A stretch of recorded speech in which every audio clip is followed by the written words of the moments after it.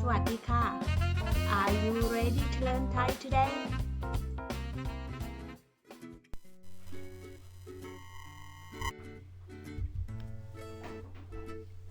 To do laundry. ซักผ้าซักผ้า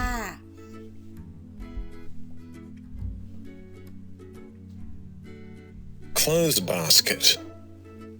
ตะกร้าผ้าตะกร้าผ้า Washing machine. เครื่องซักผ้าเครื่องซักผ้า Dryer machine. เครื่องอบผ้าเครื่องอบผ้า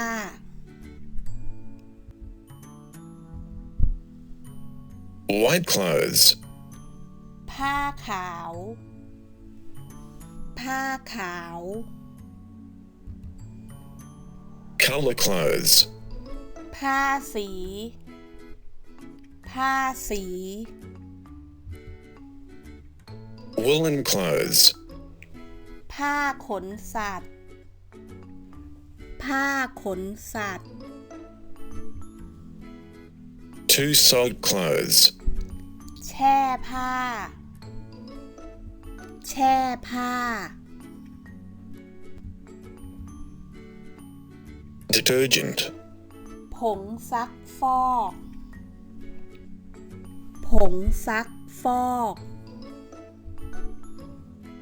Washing liquid. น้ำยาซักผ้าน้ำยาซักผ้า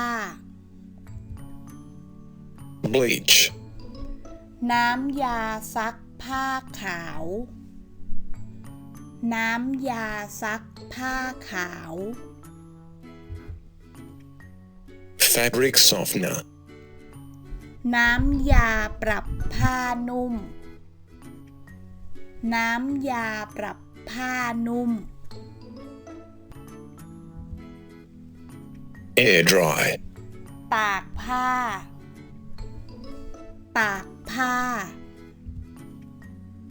Clothesline. ราวตากผ้าราวตากผ้า Clothespin. ไม้หนีบผ้าไม้หนีบผ้า Clothes hanger. ไม้แขวนเสื้อไม้แขวนเสื้อ To fold clothes. พับผ้าพับผ้า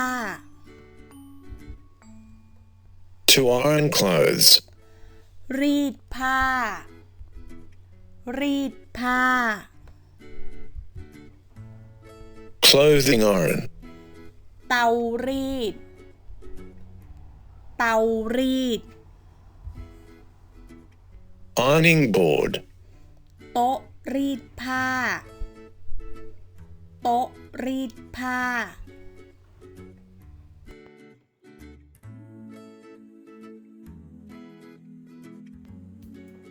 Thank you for watching.